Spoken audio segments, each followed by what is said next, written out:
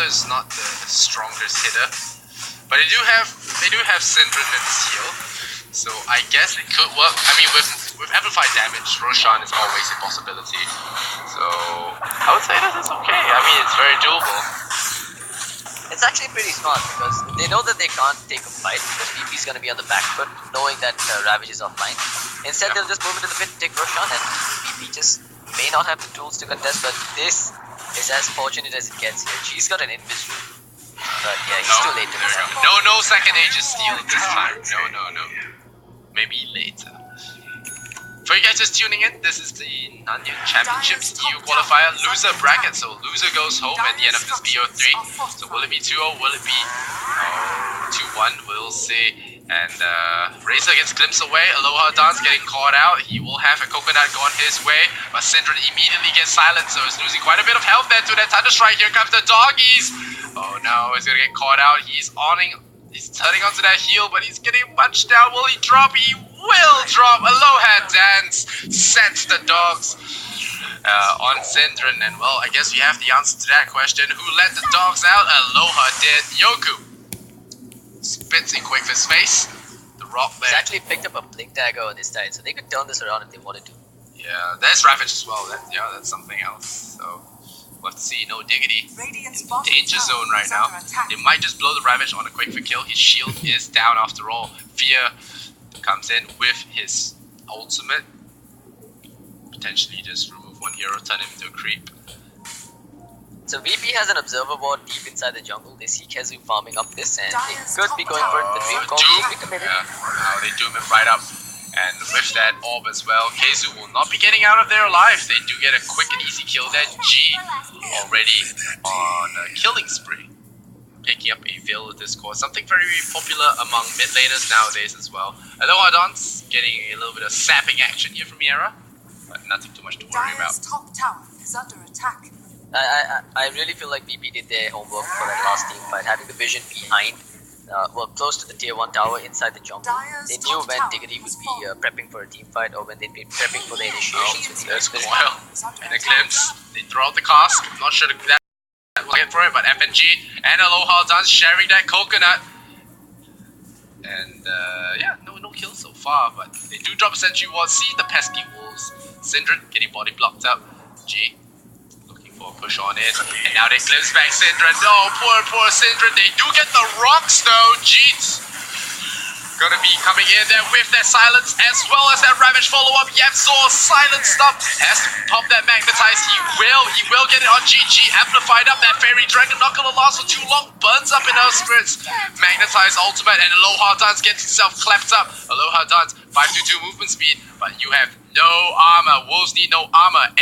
Era gives him the whip, and he goes down. No fear. Scrambling away for his dear life. He does have triangle boots and a buckler, so this is Medic Doom, not the most scary of heroes. And Diggity take a successful fight. We'll look at a team fight recap. Almost 2,000 goals swung over to the Diggity boys. Really looked like it was going VP's way, especially after the Ravage clipped on multiple heroes. But then G, he happened to walk straight through. He did get silenced up by the Earth Spirit, I believe, while he was walking in for the Waning Rift, and that kind of delayed their fight a bit, allowed Diggity to turn things around. Also, the Lycan might have jumped a bit too deep under the tier 2 tower there. I'll just like to take this moment to say how happy I am to see Syndrome not at the bottom of the net worth and affording arcane boots at a reasonable time. I mean, if you watch enough of these games, man, he is the martyr on this team. He dies, but something always happens, after that. He helps his team get space and everything, and he's the only one with the abysmal score at the end sometimes. But it gets the team done. I mean, sometimes when you're calling the shots in your team, you don't focus as much on the game, and that's how it goes. That's how it goes. And it's kind of a running joke, Syndrome's an awesome guy. Everyone wants him as an analyst. True that, man. But I feel like FNG is actually doing a similar role for his own teammates here. He's at 1,500 net worth, but he's the one buying the smokes, calling the shots, making the movements for his teammates. Now it's going to be a double smoke. Oh, Yepzor walks right in. No fear. Gets himself amplified right away. Again, FNG this time whiffing on that silence. G getting silenced up as well with Yepzor. Mr. OS from burning up in that Infernal Blade. The Keizu Slaughter doomed up. Will not be able to proceed in this fight. Yapzor rolling away. They do meet face to face with that. Lycan gets chained up, controlled there by Quickfer. And now Era running away from the 522 Zoo. It's really fast there, but Keizu undoomed now. Erase that pentagram from his skin. Aloha Dance armor. Oh, armor really low there. Gets chopped down there by the Ember Spirit. No fear. Taking a rock to the face, but here comes Tidehunter to the rescue. The coil coming in. The orb though doing so much damage. Keizu dropping really low. Only 50 health remaining. A lot of armor on this guy. So surviving that right click. Yapzor pulls him back. Kicks the Tide away, tries to survive there, but Infernal Blade is here to stay, and Diggity will lose their Earth Spirit. So 2 for 1, they lose Era, and they lose Yapzor, but they do take that Lycan in trade. Still, not the best fight for them, as you can see, a 900 goal swing going over to VP. So this game still, I wouldn't say dead even, but it's Radiant favored. These fights are really close though. 1 minute you've got Diggity taking the lead, then you've got Yoku jumping into the big ravage, Fox going down and all. Whoa, is he going for a solo kill, Syndra? Okay. Okay, Keizu getting that stun in, and now Yoku in a lot of trouble. He does purge off that amplified damage, a little bit annoying, and Syndra deploys the ultimate. I can't see below this. Alright, there we go. Tidehunter going down to the Plasma Field and the Witch Doctor.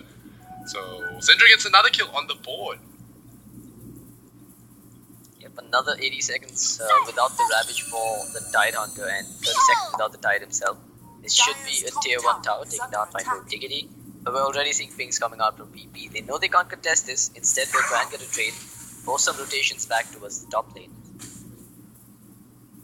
Level 2 Necronomicon finished up for Aloha Dance as well. I think he's going to need the BKB immediately after he upgrades those looks to level 3. It's really going to be the best tool you have all game to deal with Coconut as well as the Earth Spirit just jumping around and kicking into the base. I think it might be a detriment sometimes. If he runs alongside them and then he gets that multi bounce on him, could actually really shut him down. He has to be very careful here. But with me, oh, I have to watch it out. Oh, there's a Disruptor ultimate, but a 3-man crusher from Slaughter and the Coconut to share around. Quickfer, he will actually get those kills there, but he will get himself doomed. No fear. Now Maledicted it up, amplified up. There's a Magnetizer as well. Era once again getting chased down here by the big bad wolf. Gets himself caught. The Plasma Fuel will come out, but I don't think it will suffice as the wolves take a huge chunk out of his ass, and Quickfer forced to run away once again, sitting out that fight thanks to good old Doombringer. And Quickfer drops a remnant in the back there. Yoku's still giving him chase, but just trying to lure that Tidehunter away before jumping to that Spirit. So Quickfer not going to be too happy about that team fight. I mean, VP take that fight 1.3k to negative 300. So 1,600 goals swing for VP. I would say they are further ahead now. Look at that net worth chart. Lycan top at the top of the charts, and G surviving that Slaughter initiation. I think Keizu has been on point, but his team hasn't followed up best. Yeah, and you've got to remember that was a fight without the Ravage on the Tidehunter. We've seen the Ravage turn the tides once again in their favor. But so we were talking about Diggity having those timing windows. It's now time for VP to consider grouping up and making a play on the back of that. Roshan, we're still a couple of minutes, so seconds. I can't for the life of me read that clock away, but VP, once they get this tier 1 tower, this is about a minute. Poised. About a minute, give or take. But Crimson Guard on Doom, wow, this is Armor Smith Doom. This is not the normal medic Doom, this is Armor Smith Doom. Looking to break away all the small points of damage, and it will resist a lot of the Witch Doctor ultimate hits.